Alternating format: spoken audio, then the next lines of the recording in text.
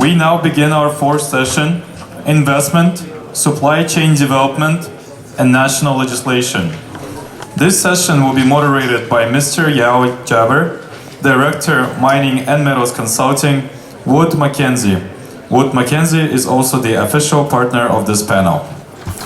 We invite our esteemed speakers to take their seats. Mr. Gabidulla Ospankulov, Chairman of the Investment Committee of the Ministry of Foreign Affairs of the Republic of Kazakhstan. Mr. Garth Kirkham, Chairperson, CIM Canada, CRIRSCO, CRIRSCO. Mr. Michael Stanley, Mining Sector Lead, World Bank Group. Mr. Andreas Blanco, CEO, Xcalibur Smart Mapping. Mr. Timur Odilov, Partner, Haller Lomax. Well, welcome everyone. Thank you for your time here. And it's my honor at this point to be hosting this panel on the topic of investment, supply chain, development, and national legislation. We've heard all this morning about the tremendous untapped potential in Kazakhstan. We've heard also about the success stories in the country, both on the private and on the public side with cross governments. And today we have the chance to have a panel of experts to dive into some of those enablers, which will basically allow the country to modernize itself and basically help it develop those local supply chain and extract those resources and create local value add. So first of all, I'd like to give the floor to Mr. Gabidulla to give us some opening remarks about his aspiration for the country. Thank you very much for giving this opportunity.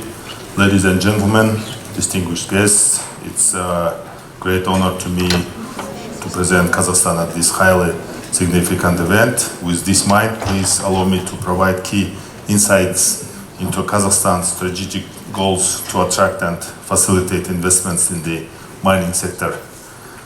Slide 1. Kazakhstan is the leading country in Central Asia with the 9th largest territory in the world, a population of 21 million, and the highest GDP per capita in the region, totaling $264 billion. In 2023, Kazakhstan's trade turnover reached nearly $140 billion. Next slide. Kazakhstan's strategic location between Europe and Asia strengthens cross-border transportation networks, maximizing the benefits of international investment and accelerating our integration into the global value chain.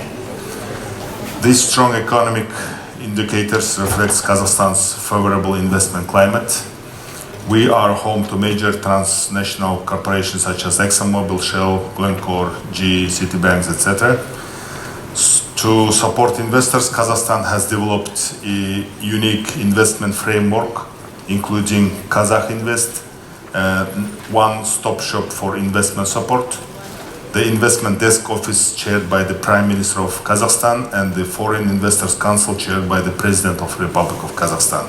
Our government support packages include exemptions from corporate income tax, value-added tax, and custom duties, legislative stability clauses in investment contracts and agreements. Mining and metals industry is one of the Kazakhstan's fastest growing and most competitive sectors. Kazakhstan ranks 6th globally in terms of mineral reserves. The mineral resource based on Kazakhstan consists of about 5,000 deposits. Now let's explore specific investment opportunities for the Canadian business community. Kazakhstan is among the top 5 titanium producers in the world. We supply almost 20% of the world's titanium sponge. The titanium market is growing at 5-7% per year with an industry potential exceeding $10 billion. In 2023, Kazakhstan exported 16% of the world's unworthy titanium, while the United States remains the largest importer.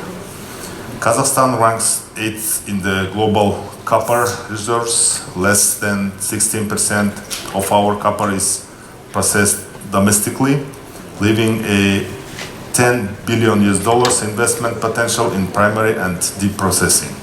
Kazakhstan accounts for 4% of global cathode copper exports. China is the largest importer, absorbing 41% of global cathode copper imports. Regulatory shifts worldwide are driving demand for metals recycling, particularly lithium recycling. According to PwC, by 2075, nearly 20% of lithium will be sourced from recycling. This presents a cost-effective opportunity to extract valuable materials from secondary raw materials, reintegrating them into the economy growth, recovery, and recycling. Kazakhstan remains open for business and international partnerships. Now is the time to seize the opportunities in Kazakhstan's mining sector, and we invite our Canadian and other partners to be part of this journey. Thank you very much for your attention. Thanks. Great, thanks a lot for this background. I'd like to turn first to Timur to tell us more about those recent reforms which took place when it comes to the legislation in Kazakhstan, and I guess how would these make the country more attractive than its neighbors? Yeah. Thank you, Wael. Hello, everybody. Sorry, I'm a legal counsel. I'm not a politician, so I should be much more sincere with what I say and confirm it with the facts. 7 years ago, you did not hear about Kazakhstan. 7 years ago, Kazakh government introduced the historical reform, changing the structure of the legislation in the mining sector. The Soviet era regulation was 100% abolished. Just for example, in the past, the government regulated performance, annual production, everything, any step in your mining operations, the method you use, everything. Now you got much more freedom in your performance, in your scope of work, in everything. So we designed the legislation which is very familiar to Australian, Canadian companies, with first come, first served principles, with minimum expenditures. The environmental requirements very similar to Canada and Australia. So, and with this result, we expected that we will have more junior companies from Canada and Australia. But today's result exceeded our expectations. We have 10 major mining companies entered Kazakhstan for the last 5 years. And this is unique number and achievement in the whole Asian region, actually. It is just a statistics. You heard about and I advised the Kazakh government, I advised Uzbek government, and had some interactions with Saudi government with reforming the legislation. And I would say that now our reform became like a benchmark in the region with an example of how to radically change the legislative framework, actually.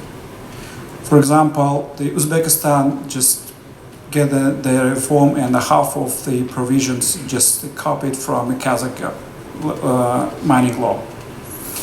And it is proof of our leadership in the region. So our way was quite thorny, actually. The 7 years ago, so currently you maybe heard about the debates in our parliament. And these debates driven by deglobalization, maybe some sort of resource nationalism, etc.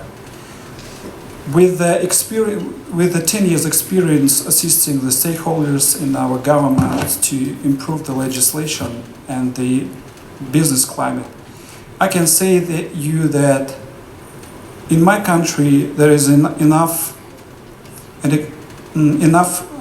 people with critical thinking, with common sense, who can continue developing our legislation and creating proper business climate.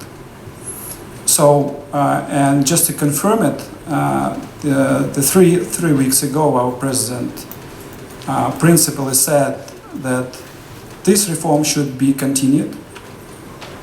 And today's appointment of our Minister of Mines as an assistant to the President, this is the second confirmation. So this is what I'd like to deliver you. Thank you.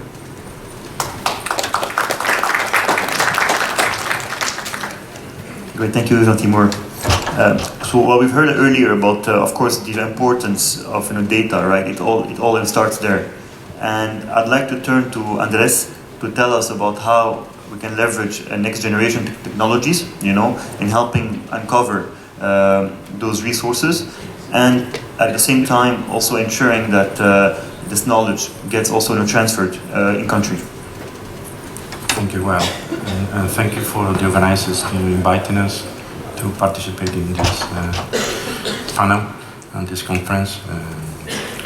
I'm not going to talk about the importance of the geodata or the pre-competitive data, as Francisco called it, because it's well known, and I think there was a panel here at the beginning with geological surveys, which actually we are working all of the countries as a full one, about the importance.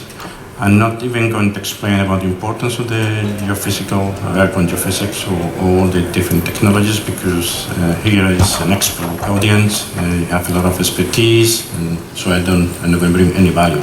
But I would like to remark why it would be very important for Kazakhstan to improve the level of the geodata in the short term.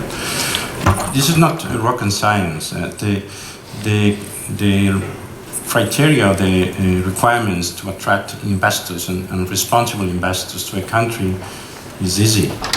You need to have a proper legal framework, and I can say that Kazakhstan has been working on that for the last years strongly. You need to have, obviously, prospective geology. We all know that Kazakhstan is a large prospective geology, so that's obviously you have it, you're lucky, you have it. Then you need to have good data, and we know that in Kazakhstan there is data, and all data coming from the 70s and 60s, and that's fine, but technology has been improving in a long time. And just for an example, in medicine, 70 years ago there was X-ray. Today, I don't think any doctor is going to analyze treatment or potential case of cancer based on X-ray. There is a scanner, there's a lot of technologies, and you need to use them. The data 60 years ago, 50 years ago is not the data you can get today, by far. And finally, you need another requirement, which is you have relevant players, then the juniors will go because investors has less risk to invest. And with a lot of data, you de-risk also the investment. So if Kazakhstan want to be there in 20, 25, 30 years, you need to start now, because we know the mines takes between 10 and 25 years to develop, and you need to start with the data now. We are basically currently discussing with the government to see if we can help in providing a large-scale mapping for the whole country to bring very state-of-the-art data to the level of the world, best in the world, like Australia or some other cases. By the way, some of the countries that have been historically in the sector, like Christoph recognized today, they don't have the best geophysical data, because in Europe, for instance, 40 years ago, mining was somehow, I wouldn't say banned, but not supported. So it's not been improved, this data. The data in Europe today isn't the best data, by far. There's many countries that have. Australia is a world-class example, or Canada. So it's very important to start this research on the data today, combining, as I always say, public funding with private funding is a combination. And by the way, someone also mentioned before that mining is not an industry recognized being very advanced and very innovative. I agree. Historically, it's not been the case, but I do see signals that on the exploration phase, innovation is coming. Putting together the artificial intelligence with the data acquisition and combining different data, the exploration phase can be anticipated at an earlier stage than it used to be done. Now you asked about the local content. In our case, it's very important. So we have an office in Kazakhstan. We have 8 employees over there, and we are putting the different employees in training with sessions with the different technologies that we have in different offices. And we are also putting in place an internship program.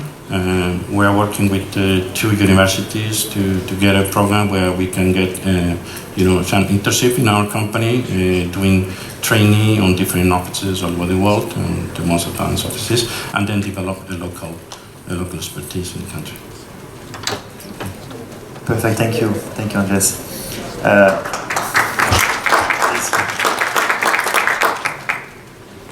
Linked to this point, I mean, it's one thing to get the data, and it's another to get that data to the international community, right, and investors.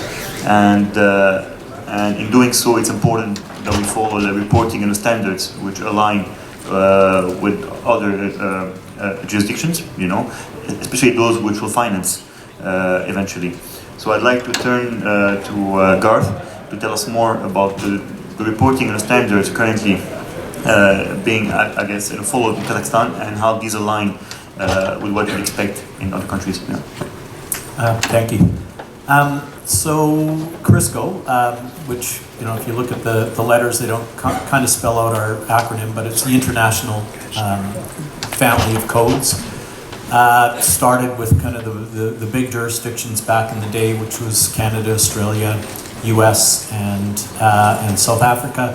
It's grown now. We are 16 members and happen to have Kazakhstan as one of our relatively new members, new being, I think, 5 years now. And we are looking at bringing on China, Peru, Ecuador, West Africa, and Uzbekistan, Mexico have signed MOUs. So it's growing, and it's kind of, and Russia is a member as well. And Kyrgyzstan is also looking to join. So we're growing. It's now kind of the family of codes throughout the world, and it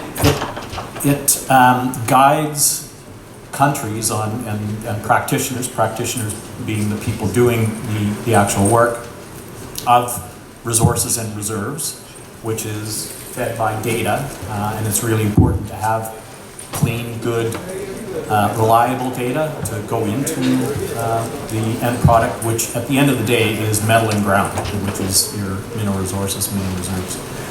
So we have the codes themselves, which is here the definitions of how things should be done, and then practice guidelines. We struggle with the word best practice guidelines because best practices in 1980 is far different from what they are today. So we they're current leading practices, so how practitioners should do things, not how they must do things. So that gives you an idea of the breadth, and also, what the code is, or what the codes are.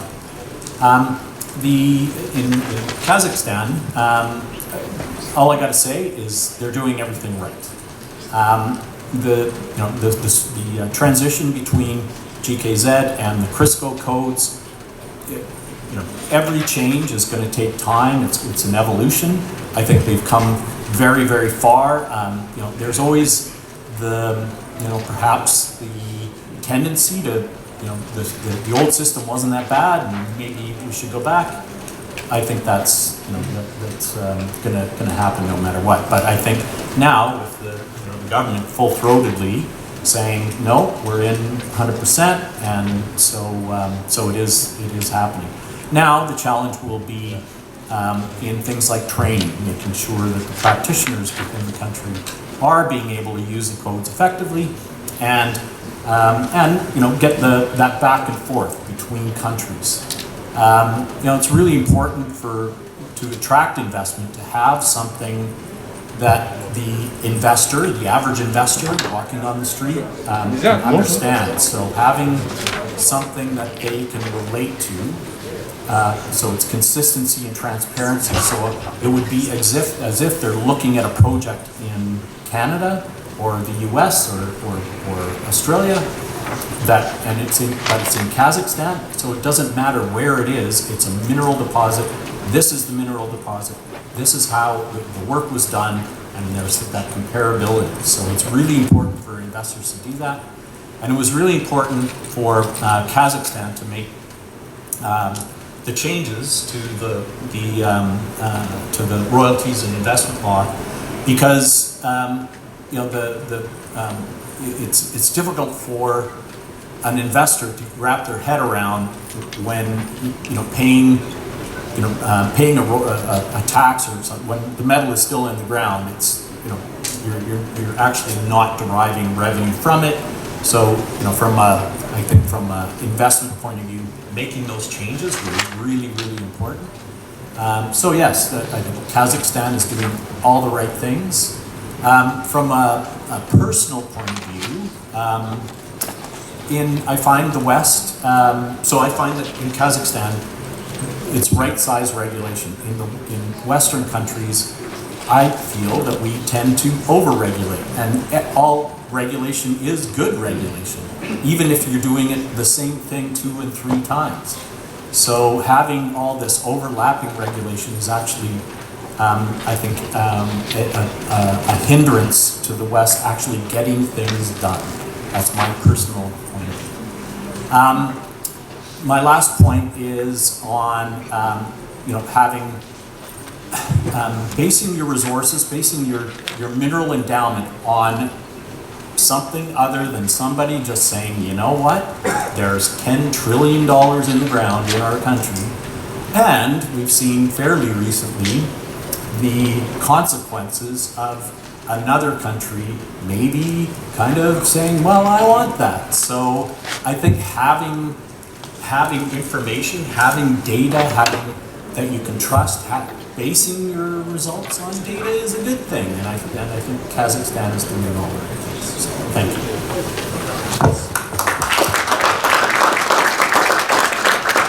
Thank you, Garth. So while we've heard about legislation, we've heard about data, we've heard about, of course, also the reporting standards, all those foundations pave the way to investors and to financing. So I'd like to turn to Michael now to tell us more about how the World Bank, how financial institutions can help unlock those enablers, and also what kind of guarantees they expect in return as well. Thank you. Let's try that. Okay. So as Mr. Odilov said, we have the right foundation now in Kazakhstan, right? You've got clear, unambiguous policies, and you've got strong regulatory processes, and I think as our colleague from Aurora said, there's transparency. And lastly, we have mechanisms now for, I think, benefit sharing. So the foundation is all there. The role of World Bank and other MDBs, Asian Development and others, is to help implement that and make sure that it's done in a very consistent and uniform way. And so we will continue to do that. There are 3 trends that I think we should talk about. The first one has already come up, and that is that mineral processing now, many countries are introducing new policies. They don't want to continue to export concentrates in the same volumes that they have been doing that. And so there's a very large piece of work that we are doing in value chains to understand the technologies that are required through partnerships, B2B and G2G, to bring that in country. And it's intellectual property. It's owned by mostly private corporations, so we have to protect their intellectual property, and we are working to do that. So we're doing work on value chains and additional mineral processing in country as the first. The second trend is that, and it goes with that, and that is that you probably have greater demand for infrastructure than you did before, especially if you have resources in more remote areas. And so the role of MDBs and others is to work with governments now through public-private partnerships to introduce infrastructure. It's always been road, sometimes rail, power is certainly very large now. And so that, I think, and water systems, that's something we'll continue to see. A third interesting trend is that through that benefit sharing that I mentioned, governments are increasingly using their state-owned enterprises to be joint venture partners. And so we are working to enhance credit for state-owned enterprises. If they have an equity contribution to make, then we can help to improve their credit rating so that they can access capital at competitive rates in the market.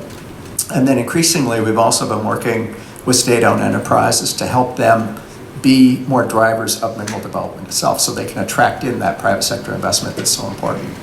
So we'll continue to do this. The foundation is there. We have to make sure that it's implemented in a non-discretionary and very uniform way, and then begin to address these broader development issues that basically are coming up, not just in Kazakhstan, but globally around these very large mineral assets. Great. Well, I think, thank you, Michael, for this insight. Thank you, everyone. Thank you to our panelists also for these insights. Again, I think we've demonstrated that the country is laying down the foundations the right way and is openly also seeking the partners to come in and invest. And on this note, I'd like again to thank our panelists, thank our audience. If you have any questions, please come and find us. And thank you again.